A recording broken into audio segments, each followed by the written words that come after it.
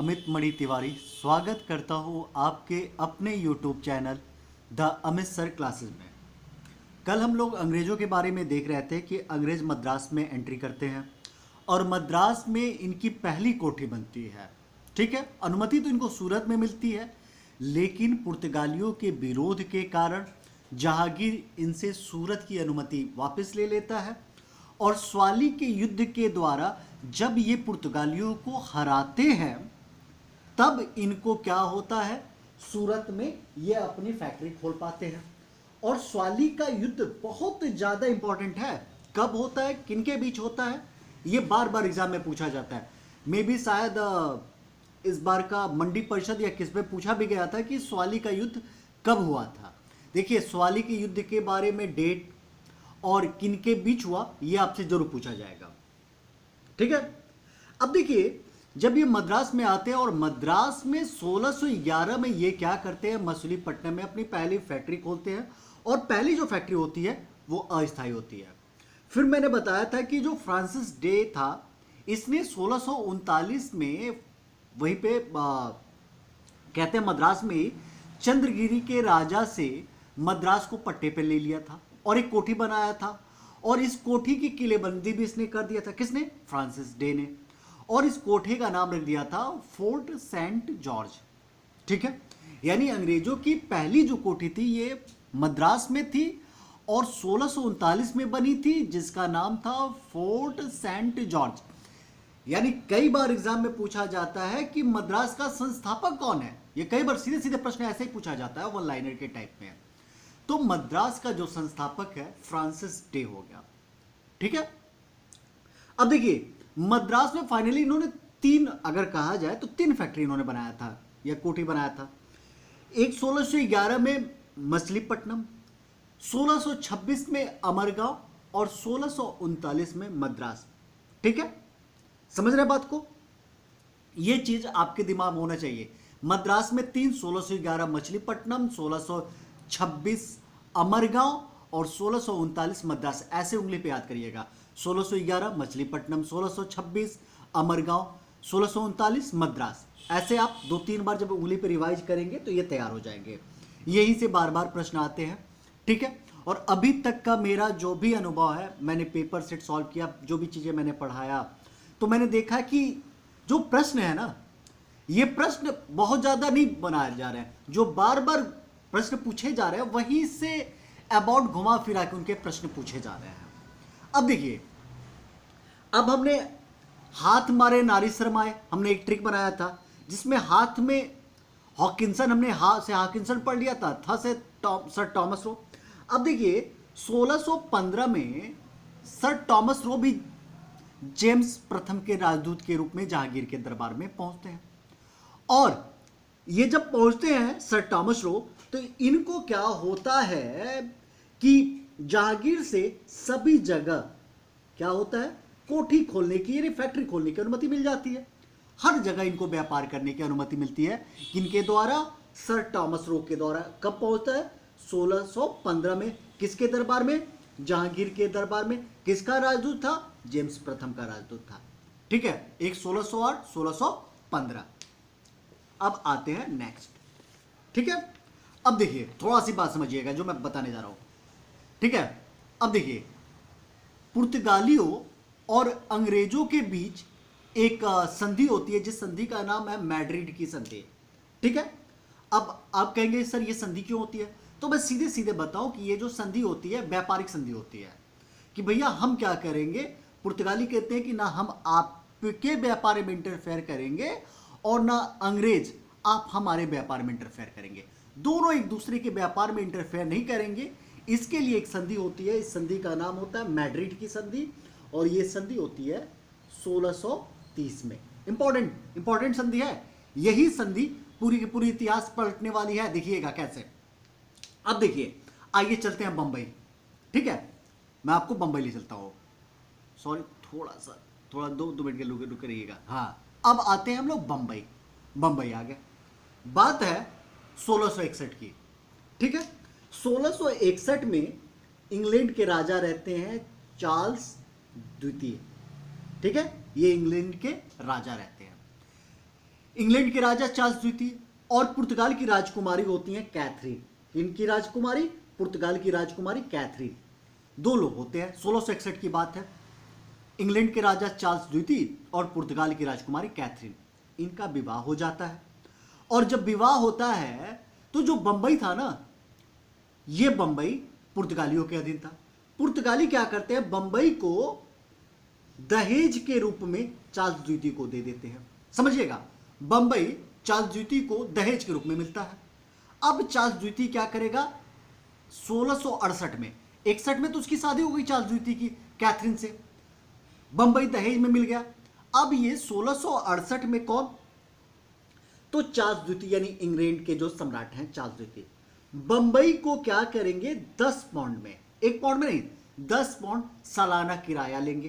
किन से, British east India company से, यानी ईस्ट इंडिया कंपनी से, और ईस्ट इंडिया कंपनी को बंबई को दे देंगे। यानी बंबई जो है ईस्ट इंडिया कंपनी को 1668 में मिली। ब्रिटेन को, अगर मैं कहूं, ब्रिटेन को बंबई 1661 में मिलती है, जबकि कंपनी को बंबई 1668 में मिलती है ब्रिटेन के थ्रू। ब्रिटेन को मिलती है दहेज के थ्रू, कंपनी को मिलती है ब्रिटेन के थ्रू किराए के रूप में, ठीक है, और वो भी कितना किराया, 10 पाउंड वार्षिक किराया, ठीक है। अब देखिए, ये हो गया 61, 68, अब आते हैं 87, ठीक है। कब आते हैं, 87, बात आती है 87 की, 1687 की बात है। अब ये जो ब्रिटिशर्स होते हैं, यानी ईस्ट इंडिया कंपनी होती है, अब अपनी जो कहा जाए व्यापारिक बस्ती है, ये सूरत से हटा देती है, और सूरत से हटाने के बाद कहां बनाती है, बंबई बनाती है, ठीक है। यानी सूरत में कब बनाया था, 1613 में। अब कब बना दी गई बंबई को, 1687 में, ठीक है। बात क्लियर, आपको समझ में आ रही होगी। अब आइए, अंग्रेजों को हम क्या करते हैं, एंट्री कराते हैं, कहां पे, बंगाल में। क्या कारण है कि बंगाल में अंग्रेज एंट्री करेंगे, क्या कारण है कि पूरी की पूरी इतिहास बंगाल से लिखी जाएगी इन अंग्रेजों की, ठीक है। आइए, तो उनके बारे में हम जानते हैं कि व्यापार, जो बंगाल में अंग्रेजों का व्यापार करने का उद्देश्य, या क्या रीजन होता है कि ये व्यापार बंगाल में एंट्री करते हैं और वहीं से पूरी की पूरी इतिहास को ये बदलते हैं, ठीक है, ठीक है ना। आइए आगे बात करते हैं। देखिए, ध्यान दीजिएगा, बात है अब इनके कारणों पे चर्चा करें। इनकी फैक्ट्री कहां थी, मैं देखिए 87 की बात नहीं कर रहा हूं, 1687 की बात नहीं कर रहा हूं, ये लगभग 1633 से लेके 1651 तक की बात हो रही है। 1651 में ये हुगली में एंट्री करते हैं, कौन, अंग्रेज, मैं उनकी बात कर रहा हूं। अब देखिए कारण क्या होता है, कहते हैं कि जब इनकी फैक्ट्री सूरत में थी, तो सूरत जो था ना, मुगलों और मराठाओं के बीच संक्रमण का क्षेत्र था। समझिएगा बात को, बहुत इंपॉर्टेंट बात, यही रीजन होता है इनका चेंज करने का। पहली बात, मुगल और मराठाओं के बीच संक्रमण का क्षेत्र होता है। और आपको मैं बता दूं कि कभी मुगल मराठों पर, तो कभी मराठे मुगल पर आक्रमण करते थे। ये कहानी आपको पता है, पहले अगर थोड़ा सा भी पढ़े हैं तो ये आपको आइडिया है, आगे तो हम पढ़ेंगे। जब मराठे मुगल पर आक्रमण करने जाते थे और बाय द वे मुगल पे आक्रमण नहीं कर पाते थे, तो मराठे लौटते वक्त ना, उनको लगता था कि यार मैं क्या करूं, जब मुगल पे गया था इतना खर्च करके और कुछ हाथ नहीं लगा, तो वो सूरत को लूटते हुए निकल जाते थे। और सूरत में लूटे कौन जाते थे, ये अंग्रेजी लूटे जाते थे।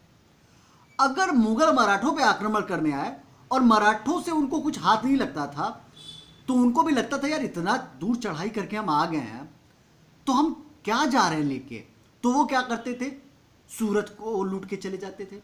यानी बिन पेंदी का लोटा हो गए थे अंग्रेज सूरत में, जो आता था बजा के चला जाता था। यानी समझो बाबा जी का घंटा था ये, सूरत में अंग्रेज थे, जो आते थे, मान लीजिए मुगल आया मुगल बजा लिए, मराठे आए मराठे बजा लिए। अब ये इनकी कंडीशन थी, पहली बात तो ये थी। अब इन प्रतिस्पर्धाओं से, और प्लस कई यूरोपीय कंपनियों की यहाँ पे प्रतिस्पर्धा थी, इनसे बचने के लिए, अभी आपने देखा ना, पुर्तगालियों से भी इनकी प्रतिस्पर्धा चलती थी। मैड्रिड की संधि हुई तो क्या, लेकिन इनकी प्रतिस्पर्धा थी ना, इससे बचने के लिए ये चले गए उधर बंगाल में। प्लस बंगाल जो था, दक्षिण पूर्व एशिया के साथ अगर संपर्क स्थापित करने के लिए देखा जाए, तो सबसे अच्छा मार्ग था। अगर हमें दक्षिण पूर्व एशिया हुगली बंदरगाह से कर देखा जाए दक्षिण पूर्व एशिया का संपर्क, तो सबसे अच्छी जगह क्या थी? ये थी बंगाल। आगे नेक्स्ट बात किया जाए तो वहां की उपजाऊ भूमि। फाइनली आपको पता है कि प्राचीन काल से ही हमें अगर सबसे ज्यादा जो टैक्स मिलता था, ये किससे मिलता था? एग्रीकल्चर से मिलता था। अंग्रेजों को लगता था कि हम क्या करेंगे, जाएंगे वहां पे, नहीं कुछ होगा तो खेती बाड़ी तो करेंगे, पट्टे पर लेके खेती बाड़ी किया जाएगा। पट्टे मतलब लीज, लीज पर लेके, और हमें क्या होगा, इससे इनकम होगी। इसके लिए भी ये उधर की तरफ आगे। और साथ ही साथ जब भी कोई बंगाल का सूबेदार बनता था तो बंगाल का सूबेदार उसे बनाया जाता था, मुगल बनाते थे, जिनके संबंध मुगलों से अच्छे नहीं होते थे। इसका मतलब जो सूबेदार होगा उनके संबंध मुगल से अच्छे नहीं होंगे, इनका फायदा इन अंग्रेजों को मिलेगा। इसलिए ये क्या होते हैं, जो अंग्रेज होते हैं ये कहां चले जाते हैं? बंगाल चले जाते हैं। बात क्लियर? ठीक है, ये बंगाल की इनकी कहानी होती है। अब देखिए, मैं अगर बंगाल की बात करूं तो फाइनली आते हैं 1651 में। लेकिन मैं आपको बता दूं, एक प्रश्न आता है, बहुत बार बार पूछा जाता है। जगह है उड़ीसा। अब आपको पता है उड़ीसा महानदी के तट पर है, ठीक है? तो एक नदी है महानदी। अब आपको यह भी बता दूं कि महानदी पर ही हीराकुंड बांध है, आपको यह भी पता है, ठीक है? 1633 में महानदी के तट पर ये हरिहरपुर में आते हैं, 1633 में पूर्वी घाट में आते हैं। लेकिन 1651 में ये हुगली पर आते हैं, बंगाल में, ठीक है? कौन? अंग्रेज। अब ये जब हुगली में आते हैं तो हुगली में ये 1651 में अपनी कोठी खोलते हैं, और कोठी जो खोलता है वो ब्रिजमैन के नेतृत्व में। ये बात याद कर लीजिएगा, किसके नेतृत्व में? ब्रिजमैन के नेतृत्व में हुगली में ये 1651 में अपनी कोठी खोलते हैं, ठीक है? अब जो ये बंगाल में अपनी व्यवसाय करते हैं, रेशम का, सूती वस्त्र का, सोरा का और चीनी का, 4 चीजों का ये व्यवसाय करते हैं। रेशम, सूती वस्त्र, सोरा और चीनी, ठीक है? अब क्या होता है 1651 में, समय वही है 1651, बंगाल के जो सूबेदार होता है सासूजा, ठीक है? अब आप मुर्शिद कुली खां पे मत चले जाइएगा कि सर मुर्शिद कुली खां के बाद था क्या सासूजा, ठीक है? बहुत लोगों के दिमाग में ये भी चल रहा होगा। तो आपको बता दूं कि मुर्शिद कुली खां को ना 1700 के आसपास औरंगजेब ने नियुक्त किया था, ठीक है? और ये बात है 1651 की। बंगाल के सूबेदार था सासूजा। सासूजा अंग्रेजों को व्यापारिक छूट दे देता है। ये कई बार प्रश्न पूछा जाता है कि पहली बार अंग्रेजों को बंगाल में व्यापारिक छूट किनके द्वारा मिलता है? तो बंगाल के सूबेदार सासूजा द्वारा। अब देखिए, सासूजा द्वारा भी मिलता है, लेकिन फाइनली इनके पर क्या था? मुगल बादशाह का टैक्स था, और टोल टैक्स लगा हुआ था। किसके ऊपर? इन अंग्रेजों के ऊपर, ठीक है? टोल टैक्स ये अंग्रेज नहीं देते थे, कहीं ना कहीं कोई ना कोई बहाना कर देते थे। औरंगजेब भी परेशान, सब परेशान। समय है 1680 की, सुनते जाइएगा बहुत अच्छे से। 1680 की बात है। औरंगजेब क्या करता है? अब कहता है कि अगर मैं इनसे टोल टैक्स लूं, ये बहाने कर रहा है, एक काम करते हैं, टोल टैक्स के स्थान पर जजिया कर लगा देते हैं, ठीक है? ये नहीं, जजिया कर, आप पिछले क्लास में मैंने बताया भी था कि जजिया कर क्या था? गैर मुसलमानों पे लगने वाला एक कर था, आप धार्मिक कर भी कह सकते हैं, ठीक है? 1680 में ये औरंगजेब अंग्रेजों पर जजिया कर लगा देता है। औरंगजेब कहता है कि ये टोल टैक्स से तो बच रहा है, लेकिन जजिया कर से नहीं बचेंगे, यानी इनको जजिया कर कंपलसरी देना होगा, ठीक है? ये जजिया कर लगा देता है। अब अंग्रेज से जजिया कर देखिए कैसे लिया जाता है।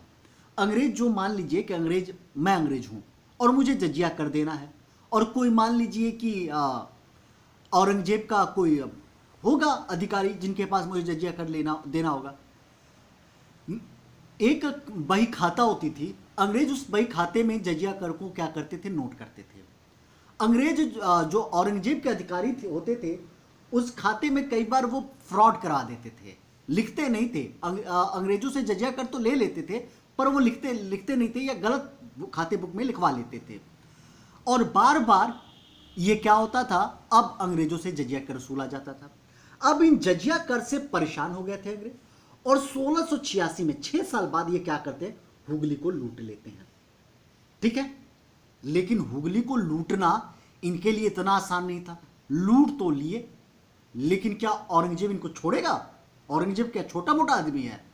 औरंगजेब के बाद की इतिहास होती है उत्तर मुगल काल की, औरंगजेब के पहले नहीं। ठीक है, औरंगजेब इनको पराजित कर देता है। पराजित करने के बाद ये भाग जाते हैं। कौन? अंग्रेज।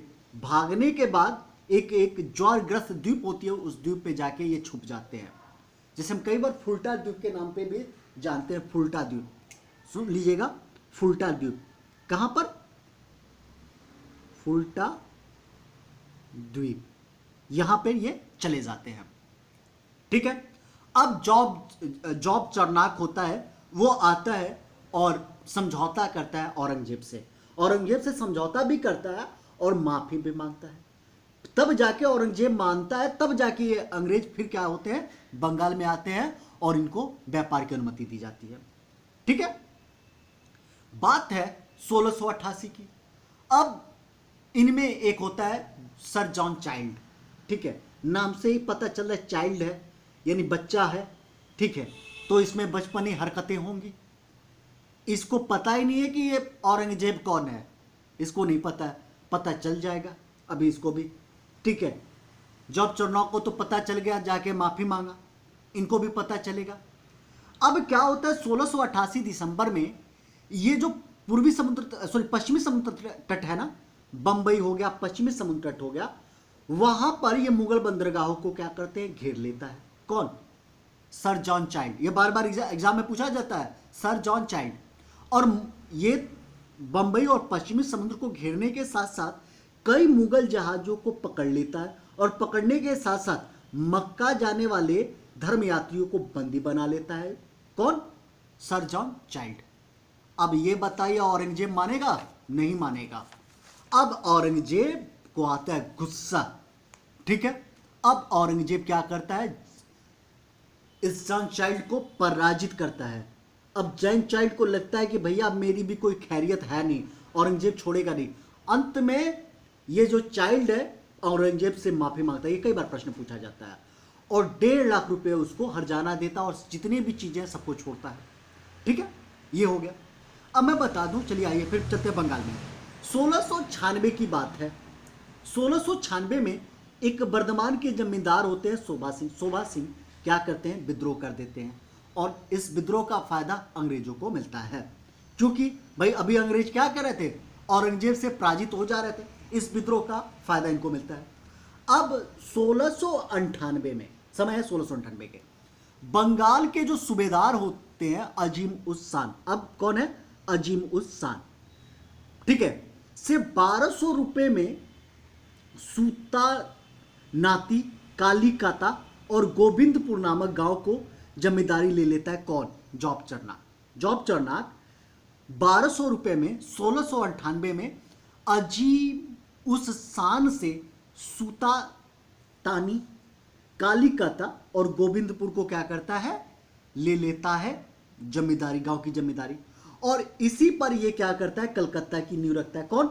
जॉब चरनाक। किसको मिला के? सूता नाती, कालीकाता और गोविंदपुर को। और यहां पे एक बिल्डिंग बनाता है, जिस बिल्डिंग का नाम होता है फोर्ट विलियम। अभी आपको मैं बताऊंगा कि ये फोर्ट विलियम क्यों रखता है। ये सम्राट बनते हैं, फोर्ट विलियम उन्हीं के नाम पर ये रखता है, उनको खुश करने के लिए फोर्ट विलियम। आगे पढ़ेंगे, ठीक है। और ये ब्रिटेन के राजा होते हैं फोर्ट विलियम, ठीक है ना। आपको पता होनी चाहिए कि 1688 में ब्रिटेन में रक्तहीन क्रांति होती है, और उस रक्तहीन क्रांति के द्वारा पूरी की पूरी सत्ता परिवर्तित हो जाती है, और ब्रिटेन में राजतंत्र के स्थान पर संसद की स्थापना होती है, और विलियम तृतीय और मेरी, उनकी पत्नी मेरी, वहां पे क्या होते हैं, शासक बनते हैं। तो उन्हीं के नाम पर फोर्ट विलियम की स्थापना होती है, ठीक है। और ये अंग्रेजों की प्रथम प्रेसिडेंसी नगर होती है, प्रेसिडेंसी नगर। और प्रथम प्रेसिडेंस फोर्ट विलियम का कई बार पूछा जाता है। सर चार्ल्स आयर बिल्डिंग तो बनवाता है जॉब चरना, लेकिन इसका प्रेसिडेंट होता है सर चार्ल्स आयर, ठीक है। और आपको बता दूं कि जब रेगुलेटिंग एक्ट आया था 1773 में, 73 के बाद ये फोर्ट विलियम ही, ठीक है, इन ब्रिटिश भारत की, जब ब्रिटिश भारत की इतिहास स्टार्ट होती है, तब फोर्ट विलियम इस 1774 से लेकर 1911 तक, जब तक दिल्ली नहीं बना था, ये क्या था? भारत की राजधानी थी। ठीक है, ये भारत की राजधानी थी। क्लियर? आइए अब जरा देखिएगा, आज इसको खत्म ही कर देते हैं। अब देखिए, कल हमने क्या बोला था? हाथ मारो नारी शरमाए। हा से कैप्टन हॉकिंस 1608, था से टॉमस रो 1615 जहांगीर के दरबार में आए थे। नारी से जॉन नॉरिस मिशन, देखिए नारी से जॉन नॉरिस मिशन 1698, और ब्रिटिश सम्राट विलियम तृतीय के ये राजदूत था। औरंगजेब के दरबार में आता है, इसको कुछ हासिल नहीं लगता है। जो जॉन नॉरिस मिशन होता है, यह औरंगजेब के दरबार में आता है व्यापारिक सहायता मांगने, इसको कोई सहायता नहीं मिलती है। और सरमाए से जॉन सरमन मिशन, इसी को फायदा मिलता है। आइए जॉन सरमन मिशन के बारे में देखते हैं। ठीक है, क्या है जॉन सरमन मिशन? देखिए 1715 में जॉन सरमन मिशन आता है। बात है, ये दूत जो होते हैं, इसके दूत मंडल में विलियम हैमिल्टन नामक एक सर्जन रहता है, और एक अर्मीनियाई द्विभाषी होता है। द्विभाषी मतलब दो भाषाओं से अधिक भाषा बोलने वाला, ख्वाजा सेहुर्द। क्या होता है? विलियम हैमिल्टन के बारे में बताता हूं। जो बादशाह फर्रुखसियर था, फर्रुखसियर के पैर में शायद घाव हो जाती है, ऐसा कहा जाता है, कई विद्वान ऐसा कहते हैं, या कोई दर्दनाक बीमारी होती है, उस बीमारी से कोई भी छुटकारा नहीं दिला पाता है, तो ये विलियम हैमिल्टन ही आता है, ठीक है, जॉन सरमन मिशन के साथ, और क्या करता है? इस फर्रुखसियर को उस बीमारी से छुटकारा दिलाता है। फर्रुखसियर इतना प्रसन्न होता है कि इनके लिए एक शाही फरमान जारी कर देता है, गोल्डन फरमान, और कहता है कि मैं आपसे 3000 रुपये लूंगा सालाना, और आप जाइए, आपको एक दस्तक देता हूं, मतलब कहा जाए कि toll tax, free toll tax देता हूं, और जाइए आप क्या करिए, बंगाल में व्यापार करिए। जब ये शाही फरमान देता है, इस शाही फरमान को ब्रिटिश इतिहासकार मैग्ना कार्टा कहते हैं। क्या कहते हैं? Magna carta. मैग्ना कार्टा का मतलब हो गया, अगर कोई भी आपको आपका अधिकार दे रहा है, तो वो अधिकार ही आपका मैग्ना कार्टा कहलाता है। ठीक है, शाही फरमान को ही दस्तक कहा जाता है। ठीक है, क्या कहा जाता है? दस्तक कहा जाता है। तो आज की क्लास यहीं पर समाप्त। ठीक है, और British east India company clear, complete. ठीक है, तो अब मुझे लगता है कि आपको जितना बेस्ट मैं नोट्स दिया हूं, इतना बेस्ट कोई नहीं देगा, तो इसके लिए एक लाइक, शेयर और सब्सक्राइब बनता है। और कुछ ऐसे लोग हैं जो हमारे ही स्टूडेंट हैं, जो पढ़ना नहीं चाहते हैं, उनके लिए भी हमारी तरफ से लाइक बनता है। धन्यवाद।